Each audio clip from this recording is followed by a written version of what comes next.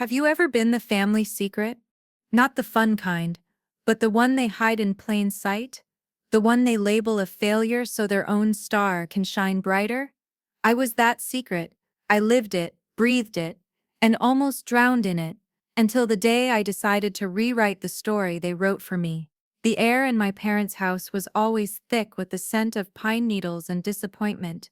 Every Christmas Eve, my mother, Sharon, would orchestrate a perfect family dinner. It was a high-stakes performance, and my role was always the same: the quiet, plain, unsuccessful daughter, a living shadow next to my glittering golden sister, Brittany.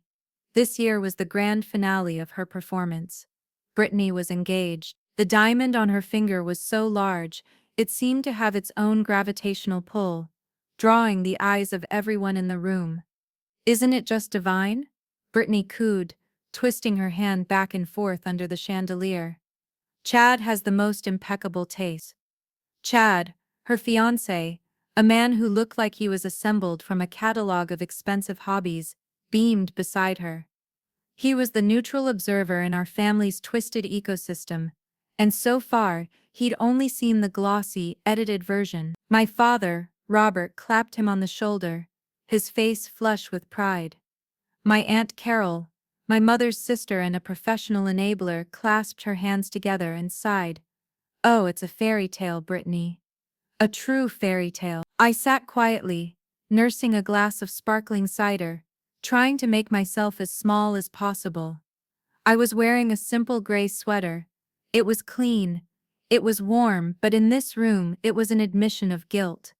It screamed that I was not keeping up. Then came the shriek, a sound so sharp it made my teeth ache. "My ring!" Brittany cried out, her hand flying to her now bare finger. "It's gone!" It slipped off. Panic, sharp and immediate, erupted. My mother was at Brittany's side in an instant. My father started frantically patting the plush rug. Chad looked around, a confused frown on his handsome face. "It must be here somewhere," he said, his voice calm but tight. My mother's eyes, cold and sharp as chips of ice, landed on me. "You were sitting right there," she accused, her voice low and dangerous. "You were staring at it all night." "What?" I asked, my heart starting to pound. "No, You were always jealous," she hissed, taking a step toward me.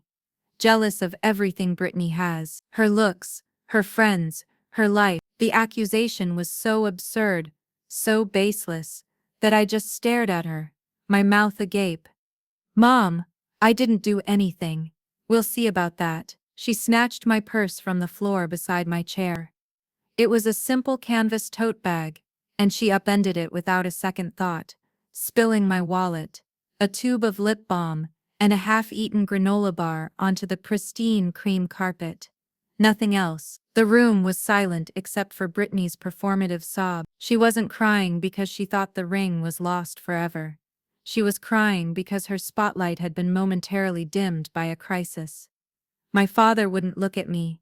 Aunt Carol just wrung her hands, her face a portrait of useless sympathy. "Oh, Sharon, maybe we should just look around more," she offered weakly. But my mother wasn't done, her gaze fixed on my hand, the one resting on the arm of the chair. Specifically on the simple, vintage ring I wore. It was a deep blue sapphire set in a delicate silver band, my most precious possession. It was the last thing my grandma Eleanor ever gave me. "Give it to her," my mother commanded, her voice flat. I flinched. "What? No! This was Grandma's." "Brittany needs a ring," she said, as if it were the most logical statement in the world. She stepped closer, her perfume choking me. She lowered her voice, a venomous whisper meant only for me, but loud enough for the silent, watching room to hear every syllable. "Let your sister have the ring. She has a wedding to plan, a future. You'll never marry anyway. You'll die alone, Willow." Her eyes bored into me. "You're a failure. Just a useless nobody. Now give her the ring." The words struck me like physical blows. Failure. Nobody. Use. In front of Chad, the newcomer. In front of Aunt Carol, the silent judge, in front of my father, my own father, who stood by and let it happen. She reached for my hand. Instinct took over. I snatched it back, pulling it to my chest as if I'd been burned. A single hot tear escaped and slid down my cheek. It felt like a betrayal. My father finally spoke, his voice a low mutter, his eyes fixed on a spot on the far wall. "Get out, Willow," he said. "You've ruined Christmas. Ruined Christmas. Not my mother for her cruelty, not Brittany for her drama.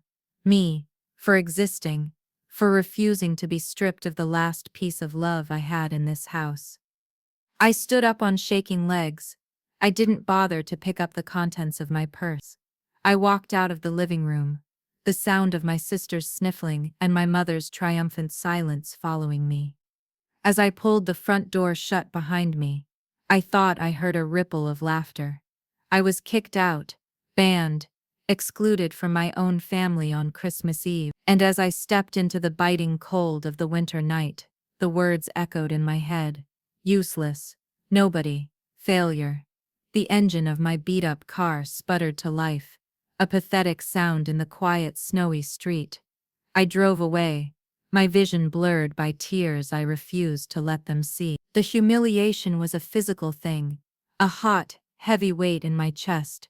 I drove for miles without a destination, just needing to put distance between me and that house, that poison. I finally pulled over into the deserted parking lot of a closed-down strip mall, the car's headlights cutting through the gently falling snow. I cut the engine and the silence was absolute. And then, the dam broke. Sobs tore through me, raw and ragged, the kind that leave you breathless and aching. All the years of being second best, of being the disappointment, of being the dull gray background for my sister's vibrant life, came crashing down on me. I was 22 years old, and I had never felt so completely and utterly alone. My phone buzzed on the passenger seat, a jarring intrusion into my grief. I picked it up, my hands trembling. It was a text from Aunt Carol. "Just apologize, sweetie. You know how your mother gets. Don't make things harder on yourself." I stared at the screen, a fresh wave of rage washing over the sorrow. Don't make things harder. It was her mantra, the classic response of the enabler, the one who witnesses the abuse, but chooses the path of least resistance, siding with the abuser to keep the peace. It was easier to tell the victim to be quiet than to tell the bully stop. I threw the phone onto the passenger seat with a cry of frustration.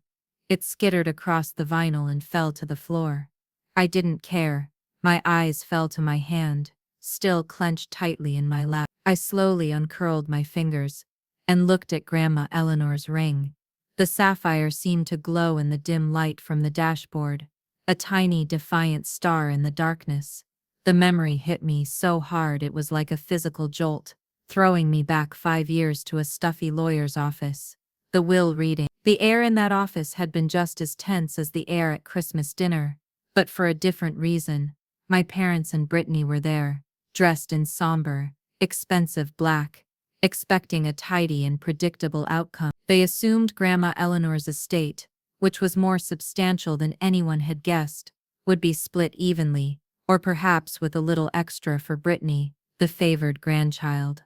The lawyer, a kind-faced man named Mr. Peterson, cleared his throat and read through the standard legal jargon. Then, he got to the main inheritance.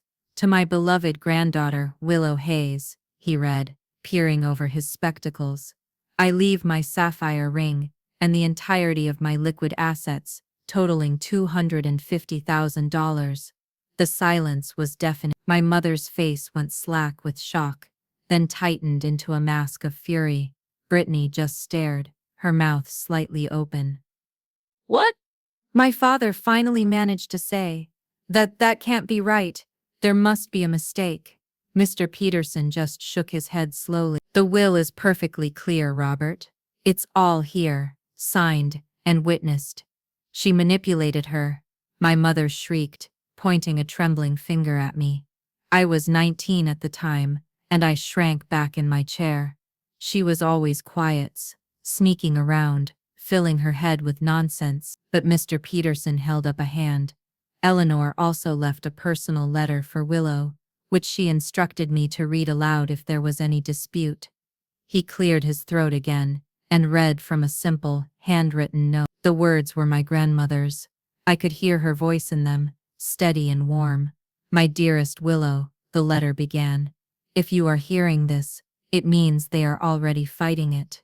Do not let them. I have watched them try to take your light for your entire life, and I will not let it happen after I am gone. They see your quietness as weakness, but I have always seen it as strength. You are an observer. You are a thinker. Use this money to build a fortress they can never touch. Your mind is your greatest asset. Don't ever let them make you feel poor in spirit, for you are the richest of all. I love you. Go build your empire." The memory faded, leaving me back in the cold car, the smell of stale coffee and gasoline in the air. That $250,000 was my secret weapon. I hadn't touched a dime of it. I had kept it hidden, a silent promise to my grandmother. Tonight, that promise was no longer silent. It was a declaration of war. Crying in my car, stripped of my family, but clutching the last remnants of true, unconditional love, I made a new promise. A promise to myself. I wouldn't just survive. I would build that fortress. I would build an empire, so vast and so powerful, that their petty judgments and cruel words couldn't even reach the outer walls. They had called me a nobody. They were about to find out how wrong they were. The next 2 years were a special kind of hell, a blur of exhaustion and desperation fueled by cheap coffee and stubborn pride. I moved into a tiny, run-down apartment in the worst part of the city. The rent was low, but the price was a symphony of sirens at night, peeling paint on the walls, and a constant lingering smell of dampness. This was where I would build my fortress. It didn't look like much. It looked like the place where dreams go to die. Every penny of Grandma Eleanor's inheritance, my secret war chest, was gone, not spent on clothes or vacations or a nicer place to live. It was all poured into my business, a gamble so big it terrified me. I called it Apex Mobility.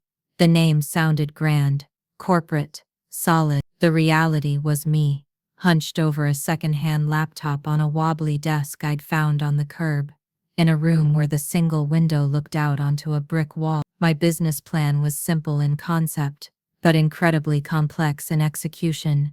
A boutique logistics firm specializing in discreet, high-value transport for the ultra-wealthy. If a billionaire needed a priceless painting moved from Geneva to Tokyo overnight with zero fanfare, or a CEO needed to get their entire executive team to a secret merger meeting without tipping off the press, they would call me.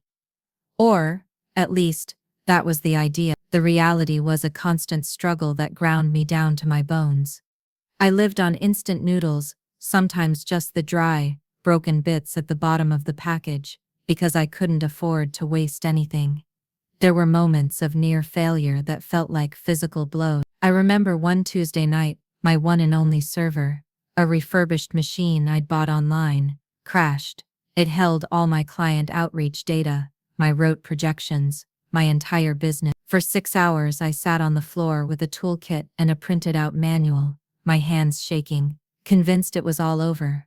By some miracle, I got it running again, but I didn't sleep for 3 days after that, terrified it would happen again. Another time, a potential client, a big fish who could have made my entire year, led me on for weeks. We had calls, I built a comprehensive proposal, I stayed up all night running simulations for him. Then, he just ghosted me. No email, no call. The silence was more damning than a rejection. I was days away from my bank account hitting zero. The rent was due. The server hosting fees were due. I remember sitting at my desk, staring at the red balance on my online banking page, and the voices of my family were so loud in my head. Loser, failure, useless. They were a relentless chorus, and in that moment, I almost believed them. This was my secret war.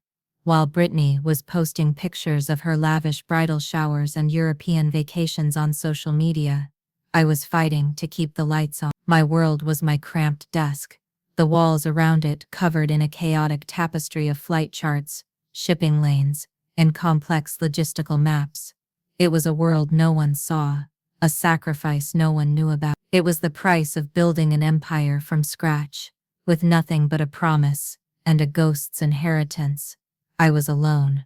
I was exhausted, and I was so tired of eating noodles. But every time I wanted to give up, I would twist Grandma's sapphire ring on my finger and remember her words, build a fortress they can never touch, and I would get back to work. My big break didn't come from a connection or a lucky accident. It came from sheer brute force effort. I had compiled a list of 500 potential clients, CEOs, founders, art collectors, people so wealthy and private they were practically ghosts. For weeks, I did nothing but research them and send out carefully crafted, personalized cold email. 499 of them were ignored or deleted. But one, just one, got a reply. The name in the from field made my heart stop. Julian Vance. Julian Vance was a legend in the tech world. He was the reclusive founder and CEO of Vance Industries, a sprawling tech giant that had its hands in everything from software to satellite technology. He was notoriously private, rarely giving interviews or appearing in public. He was exactly the kind of client Apex Mobility was designed for. His email was short and to the point. Your proposal is intriguing. My office. Tomorrow, 10 a.m. I spent the next 12 hours in a state of controlled panic. I didn't have a suit, so I spent $60 I couldn't afford on a simple black dress from a discount store. I ironed it 5 times. I rehearsed my presentation until my voice was hoarse. I walked into the gleaming, monolithic Vance Industries tower, feeling like a complete imposter. His office was on the top floor, a vast space with floor-to-ceiling windows that offered a god's-eye view of the city. It was bigger than my entire apartment building. I expected to be laughed at. I expected his assistants to take one look at my cheap dress and my worn-out portfolio case and show me the door. But Julian Vance didn't seem to notice any of that. He was younger than I expected, with sharp, intelligent eyes that seemed to see right through me. He didn't offer me a seat right away. Instead, he walked over to the presentation board I'd set up. It was covered in the complex logistical maps I'd brought from my wall. He was silent for a long time, just studying them. I could feel sweat trickling down my back. I was sure he was about to tell me I'd wasted his time. Then he turned to me, a flicker of something not pity, but genuine interest in his eyes. Everyone else who pitches me transport logistics shows me pictures of their fancy jets and armored trucks, he said, his voice quiet but resonant. They're trying to sell me the destination. He pointed a finger at a complex road I'd mapped out, one that used a combination of private air, sea freight, and ground transport to move a hypothetical asset through 3 continents, undetected. You're showing me the entire map, the connections, the vulnerabilities, the efficiency. That's rare. I finally found my voice. The vehicle doesn't matter as much as the pathway, I said, the words I'd rehearsed 100 times, suddenly feeling real and true. The pathway is everything. He nodded slowly, a small smile touching his lips. I have a small project, a test. Some sensitive prototypes need to get from our lab in San Diego to a research partner in Helsinki. Quietly, very quietly. He named a price for the contract. It was more money than I had ever seen in my life. It was my lifeline. That was the beginning. It wasn't just about the money. It was about him. Julian Vance became more than a client. He became a mentor. He was ruthless in his feedback, pushing my models and plans to their breaking point. But he was always fair. He saw my mind, my grit, my strategy. He didn't care that I didn't come from a powerful family or an Ivy League school. He cared that I could solve the puzzle. For the first time in years, someone was looking at me and not seeing a failure or a nobody. They were seeing a mapmaker, and for the first time, I started to believe that the fortress I was building might actually stand. A year flew by in a whirlwind of hard work. Apex Mobility was no longer a desperate gamble teetering on the edge of collapse.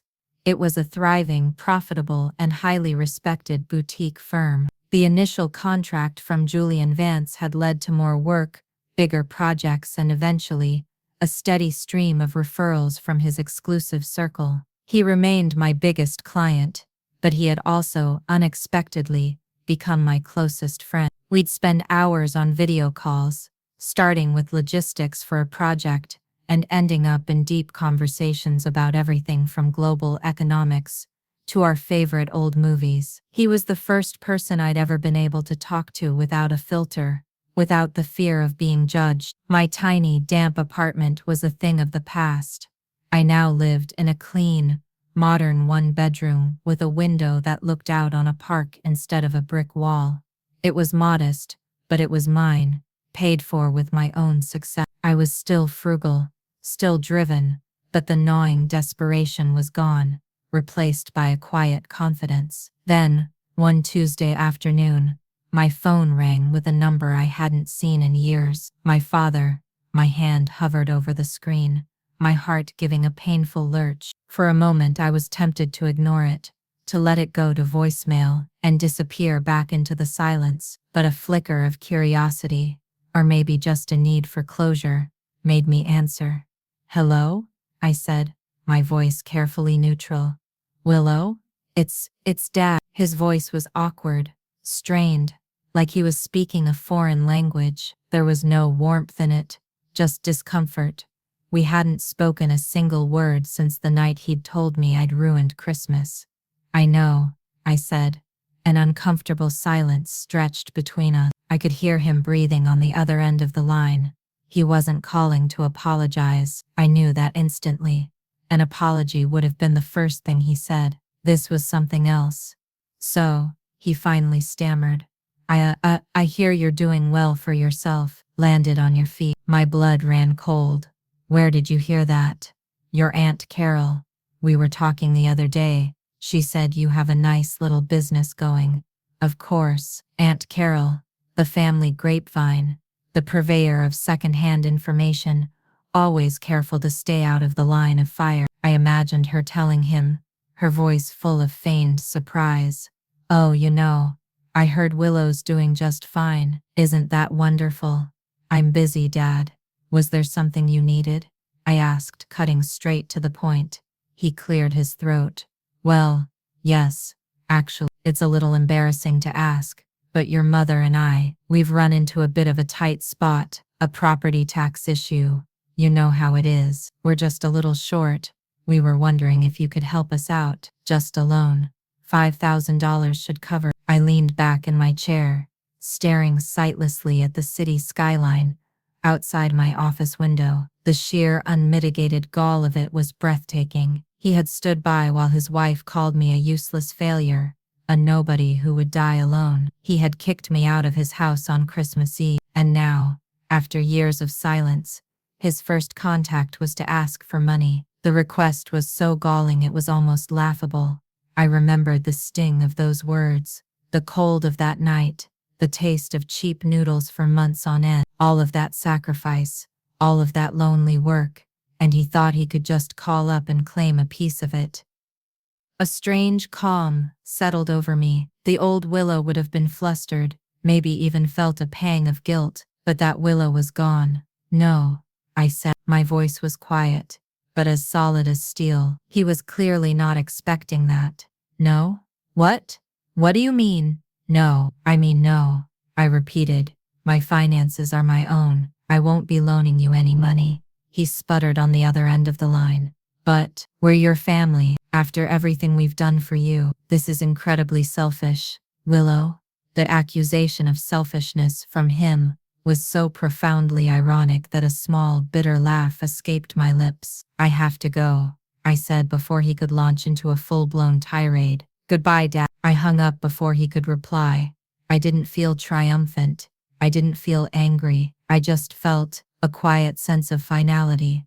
A door had been pushed open, and I had calmly and firmly closed it. It was the first time I had ever stood up to him, to any of them, and taken back my power. It wasn't a loud, dramatic victory. It was a small, silent ripple in the water, but I knew, with absolute certainty, that the tide was finally beginning to turn. I was no longer their charity case. I was no longer their backup plan. I was a closed door, and I was the only one with the key. The next 2 years were a period of explosive, secret growth. The world changed, and so did I, in ways my family could never have imagined. Apex Mobility, my small, scrappy logistics firm, had caught the full attention of Julian Vance. He saw its potential not just as a contractor, but as a core piece of his own sprawling empire. After months of negotiation, which I led myself from my side of the table, we didn't just sign a bigger contract. We merged. Apex Mobility was acquired by Vance Industries, its operations integrated into their new global transport division. And Julian made me an offer I never expected. He didn't want me to just work for him. He wanted me to run the whole thing. My new title was Chief Executive Officer, Vance Global Logistics. I was no longer just the founder of a small firm. I was the CEO of an international operation with thousands of employees and a budget in the billions. It was a position of immense power, and it was a complete and total secret to the outside world. The press releases and industry announcements named Julian Vance as the interim head of the new division. It was a strategic move on his part. He wanted me to have the space to rebuild the division from the ground up, without the scrutiny and sexism that would inevitably come with a young, unknown woman taking such a high-profile role.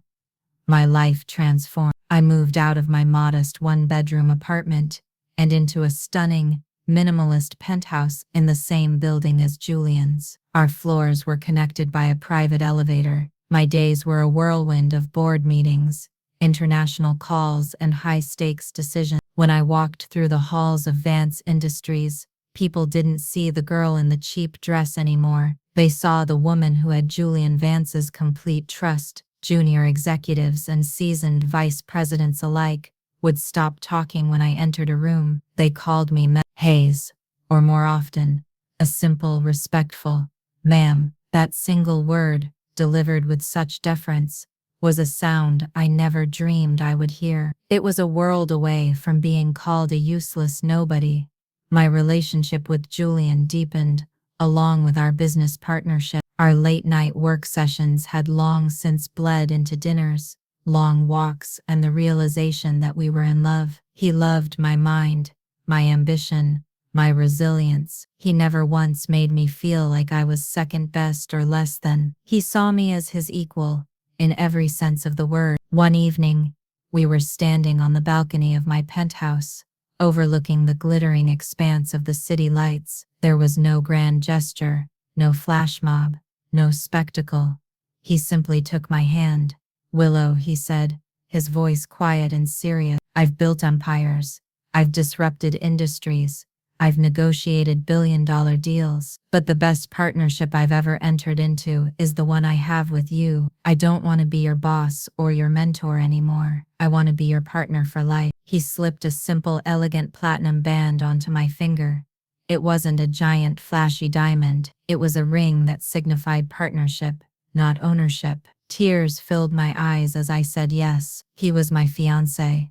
We made a decision that night. We would keep our engagement, and my role as CEO, a secret for just a little while longer. The world knew Julian Vance, the powerful, eligible bachelor and tech boss. Only a handful of board members and trusted lawyers knew that the logistical empire he was so proud of was actually run by his fiancée. It was our secret, a quiet bubble of power and happiness that the outside world, especially my family, couldn't touch. I had my fortress. Now, it was time to see if the walls would hold. An invitation arrived one morning, by special courier. It wasn't just an invitation, it was a statement. It was a thick, cream-colored card, heavy in my hand, with swirling gold leaf calligraphy. It smelled faintly of money and arrogance. Brittany and Chad were getting married, and they were doing it at the Serenity Peak Resort.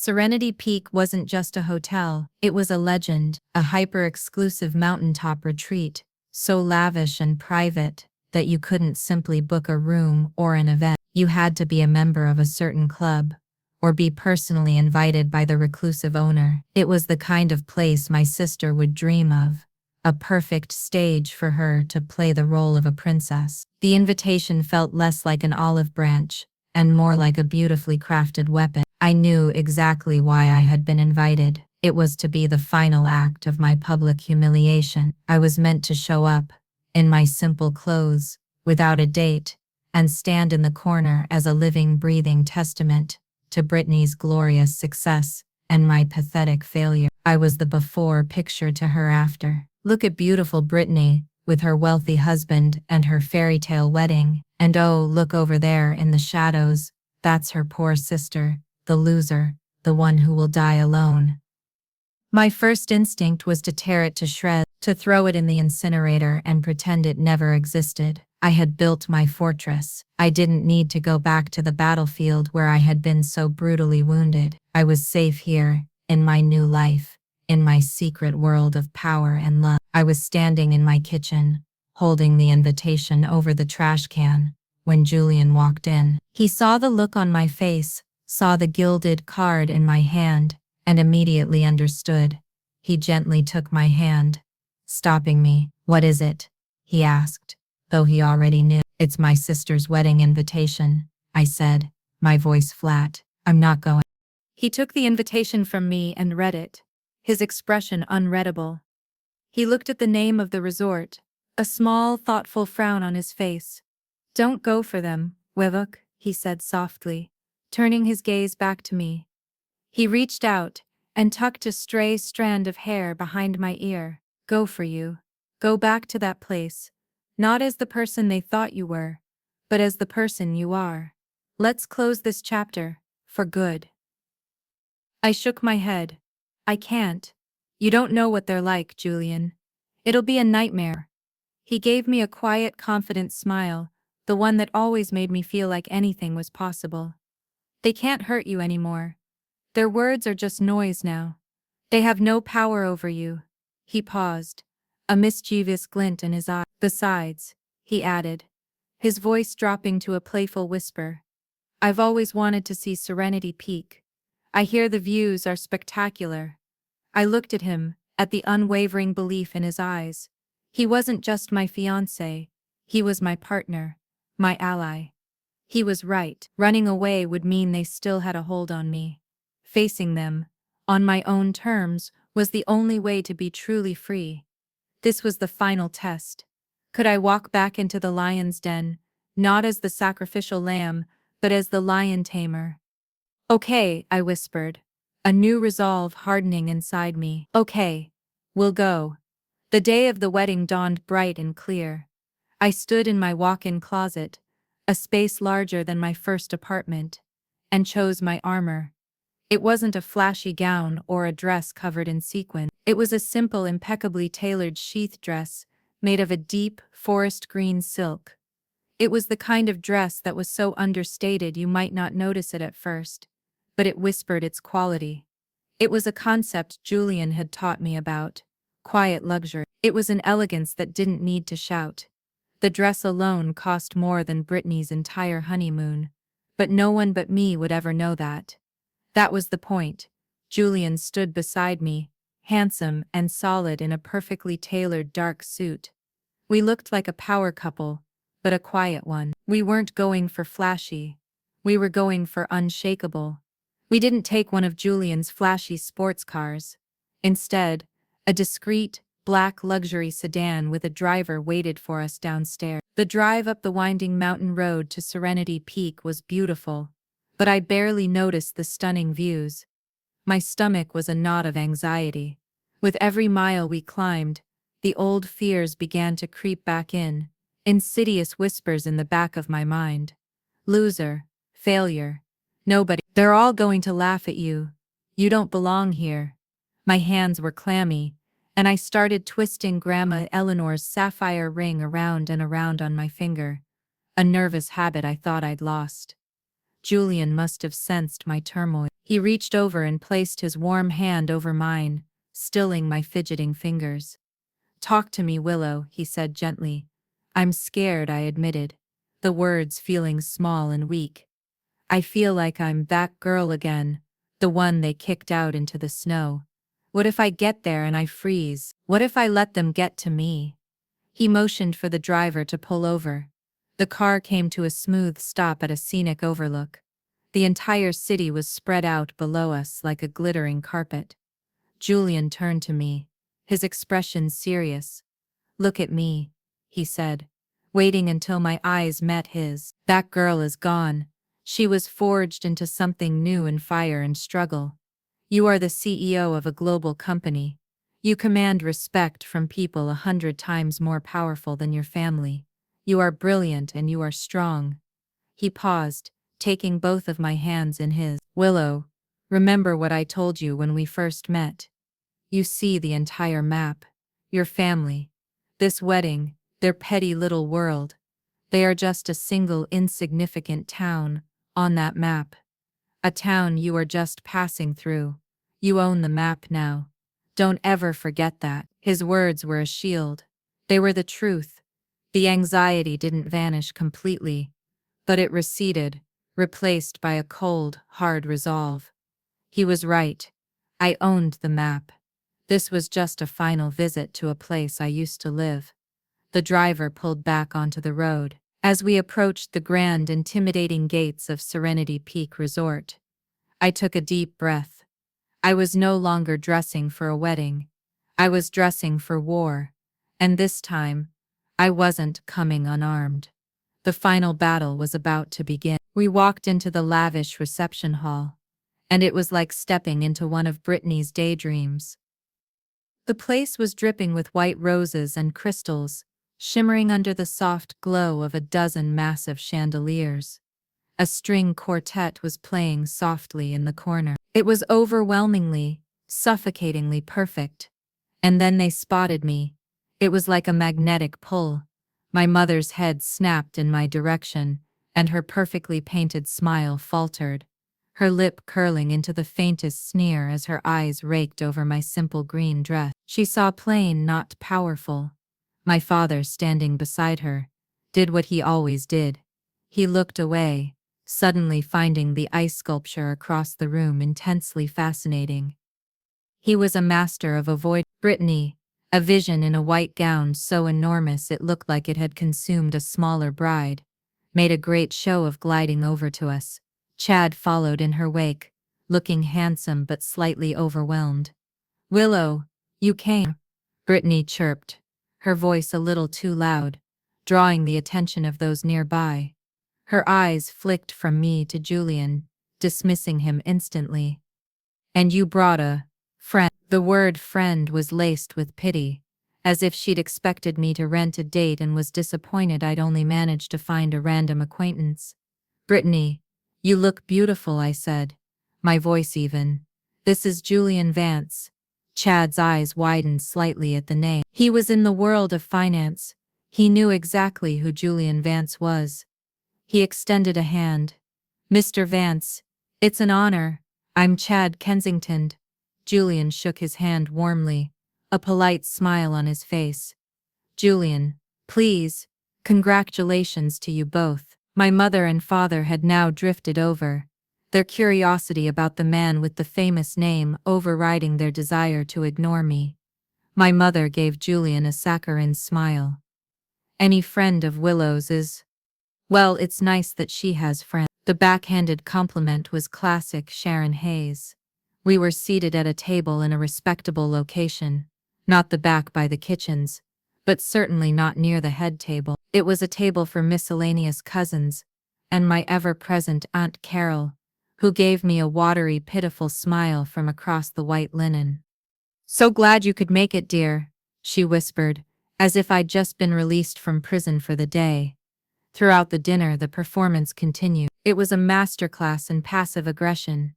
My family made a show of ignoring Julian and me, turning their bodies away from us to engage in loud, pointed conversations with the rest of the table. They talked about Chad's family, who apparently owned half of Nantucket. They discussed Chad's incredible inheritance. They detailed Brittany's bright future as Mrs. Kensington. They laughed about their upcoming multi-country European tour, a wedding gift from Chad's parents.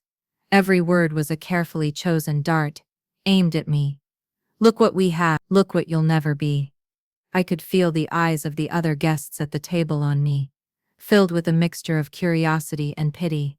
I was the pauper at the banquet, the cautionary tale. I sipped my water, kept my expression neutral, and felt Julian's hand rest reassuringly on my knee, under the table. He was a silent, solid presence beside me. He didn't try to interject or defend me. He knew this was my battle, and he was simply there to be my shield if I needed one. The final, most brutal blow came during the toasts. After Chad's father had given a glowing speech, my mother stood up, champagne flute in hand. She looked directly at Brittany, but I knew her words were meant for me. She spoke to the table next to ours, a group of Chad's wealthy friends, her voice carrying clearly across the space. "I'm just so thankful," she said, dabbing a fake tear from her eye. "So incredibly thankful that my Brittany found a wonderful man like Chad, who can provide for her and give her the life she deserves." She paused for effect, her eyes flicking to me for a nanosecond. It's just such a tragedy when women can't find success in their careers, or, a husband. I worry so much about that. The silence that followed was thick with meaning. The setup was complete. She had painted the final stroke on her masterpiece of my failure, in public, in front of everyone. I was the lonely, unsuccessful spinster. Brittany was the cherished, successful bride.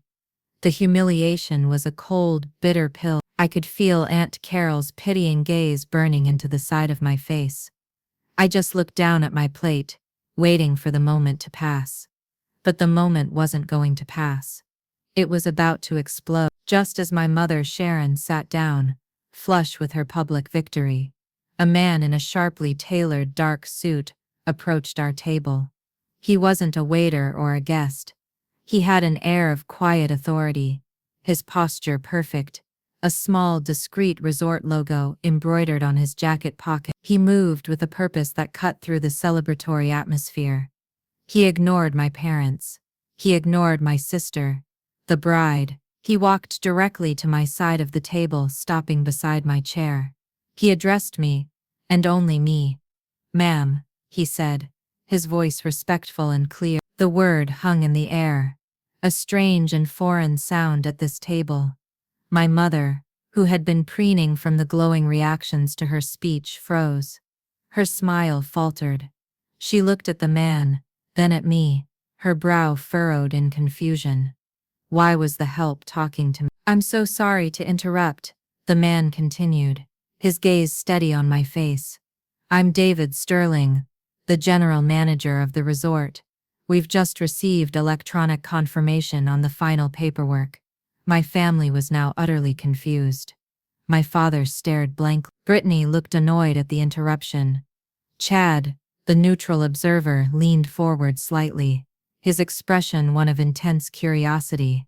The general manager, Mr. Sterling, continued, his voice calm and professional, yet loud enough for the entire table and those nearby to hear every single word. "The property deed transfer for Serenity Peak Resort is complete. The holding company has been dissolved. The resort is now officially yours, Miss Hayes." He reached into his jacket and placed a small, heavy object on the white tablecloth in front of me. It was a sleek, black card key, attached to a polished silver key fob. The fob wasn't a cheap plastic tag. It was sculpted into the shape of a helicopter. Mr. Sterling gestured discreetly towards Julian. "Mr. Vance asked me to deliver the master key for the helipad to you personally. He said you might need it later this evening." He then looked back at me, a faint, professional smile on his lips. "Congratulations on the acquisition, Miss Hayes. Or should I say, owner." The world stopped. The entire table was rendered completely and utterly speechless. The ambient noise of the reception, the music, the chatter, the clinking of glasses, seemed to fade into a dull, distant roar. All I could hear was the frantic pounding of my own heart. My father, Robert, was the first to physically react. The ruddy, proud color drained from his face, so fast it was like watching a time-lapse video of a flower wilting. He turned a ghastly, sickly shade of gray. He looked so pale, I thought he might actually be ill. He opened his mouth but no sound came out. My sister, Brittany, who had been the radiant center of the universe just moments before, looked like she'd been slapped. Her perfectly made-up face was a mask of disbelief. Her jaw quite literally dropped. Her mouth hung open in a silent, unladylike O of pure shock. Her eyes darted from the key on the table to my face, then to Julian, then back to the key, as if she were trapped in a nightmare she couldn't process. But the most profound reaction came from my mother. Sharon's face, which had been a smug portrait of maternal pride, crumbled. She stared at me, her eyes wide with a dawning horror that was almost painful to watch. The carefully constructed world she ruled, a world where she was the queen, Brittany was the princess, and I was the court jester, had just been obliterated by a man in a suit and a small helicopter key. The humiliation she had so carefully and publicly designed for me had just ricocheted back and hit her with the force of a tidal wave. She looked from me to the key, her mind visibly struggling to connect two impossible dots. Willow, owner. The words did not compute. In that moment she wasn't just shocked, she was broken. The general manager's words didn't just detonate at our table. They sent a shockwave through the entire reception. The silence was so profound that it drew attention. People at the surrounding tables, who had overheard my mother's cruel speech and were now witnessing this bizarre scene, fell quiet. They were watching. The fallout was immediate, public, and devastatingly clear. Chad, the neutral observer, was the first to break the spell. His reaction was the most telling of all. He wasn't just shocked, he was enlightened. He looked at me, at the helicopter key on the table, then at Julian, and the connection finally clicked in his mind. Julian Vance. The quiet friend. The acquisition. His gaze then settled on his new wife, Brittany, and for the first time, he saw her not as a beautiful princess, but as a co-conspirator in a petty, cruel family drama. And then he looked at my mother and father, the polite, charming facade of the Hayes family, the one he had bought into, had been ripped away, revealing the ugly, rotten core beneath. His face was a stunning mixture of absolute shock and a new, dawning respect for me. He had been a witness to the crime, and now he was a witness to the verdict. His expression alone validated my victory to everyone watching. From the next table, the enabler, my Aunt Carol, finally found her voice. It was a pathetic, reedy squeak that barely carried. Willow, you bought the company? She stammered. Her question wasn't one of joy or pride. It was a weak, desperate attempt to bridge the chasm that had just opened up between the Willow she thought she knew and the woman sitting before her now. Her weakness, her lifelong refusal to stand up for me, was suddenly on full, pathetic display for everyone to see. She looked helpless, a bystander to a reality she couldn't comprehend. A low murmur began to ripple through the nearby guests. The story was piecing itself together in whisper. Did he say owner? That's Julian Vance with her. Her own family was just. The stares were no longer directed at me with pity. They were now aimed squarely at my mother, my father, and my sister. The judgment in those stares was cold and unforgiving. The carefully constructed illusion of the perfect, wealthy, happy Hayes family had been shattered in the most public way imaginable. In an instant, they were no longer the hosts of a lavish party. They were villains in a story that had just reached its climax, and they were utterly, completely alone. Julian moved with a quiet, deliberate grace that drew every eye. He stood up and pulled my chair out for me, a simple, gentlemanly act that felt like a coronation. He looked over at the head table, where Brittany and Chad sat frozen like statues, and he smiled a warm, genuine smile. "We're so glad you enjoyed your wedding," he said, his voice smooth as silk but carrying the weight of a sledgehammer. "It was our pleasure to host you." The implication was brutally clear. "You were guests at my fiancé's resort." Then, all eyes turned to me. I hadn't said a word. I hadn't needed to. My mother, Sharon, finally managed to force a sound from her throat. It was a strangled whisper, her face a contorted mess of confusion and horror. "You how?" she breathed, unable to even form a complete question. I stood up, feeling a strange and powerful calm settle over me. The anxiety was gone. The fear was gone. All that was left was a quiet, unshakable certainty. I looked at her, not with the anger and hate she probably expected, not with triumph, but with a kind of detached finality. This was the end of a very long, very painful chapter. I reached down and picked up the helicopter key from the table. It felt cool and heavy in my palm. The silver emblem gleamed under the chandelier light. I met my mother's wide, uncomprehending eyes. "You were right about one thing, Mom." My voice was steady and clear. Not loud, but sharp enough to cut through the silence and reach every listening ear. "I never needed Grandma's ring to get a man." I paused, letting the words sink in, letting her remember the cruel prophecy she had laid upon me. I was too busy buying the resort he was going to land on. I didn't raise my voice.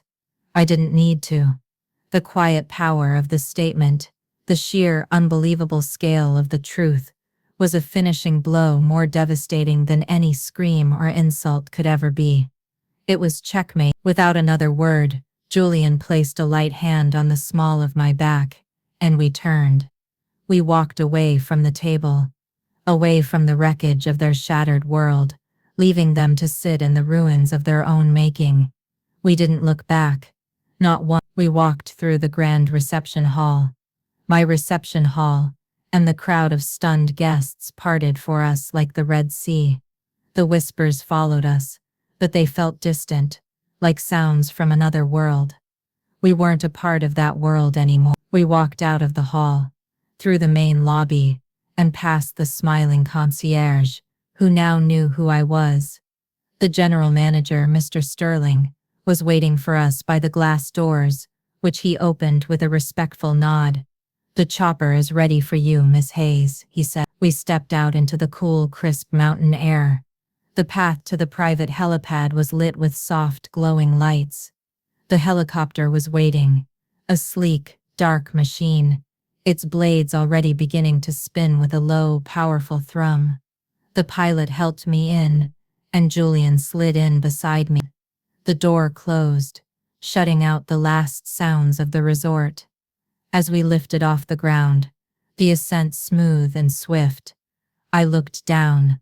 The reception hall was a blaze of light below, a glittering box filled with tiny, confused figures. I could see the chaos, the family members still frozen at their table, the guests whispering and pointing. For a moment, I felt a pang of something, but it wasn't sadness or pity. It was relief. It was the feeling of a heavy, invisible weight I had been carrying for decades, suddenly lifting from my shoulders. The weight of their judgment, their labels, their expectations. It was all gone, shrinking away below me. I was flying away from the girl they tried to make me, the failure, the nobody, and I was flying toward the woman I had secretly, painstakingly become. I leaned my head on Julian's shoulder, his arm wrapping securely around me. I looked at Grandma's ring on my finger, then at the sprawling, glittering map of the city below. We didn't just win a family argument, we had transcended the game entirely. In the weeks that followed, the fallout was absolute and catastrophic for them. It began with a flood of desperate, frantic communication.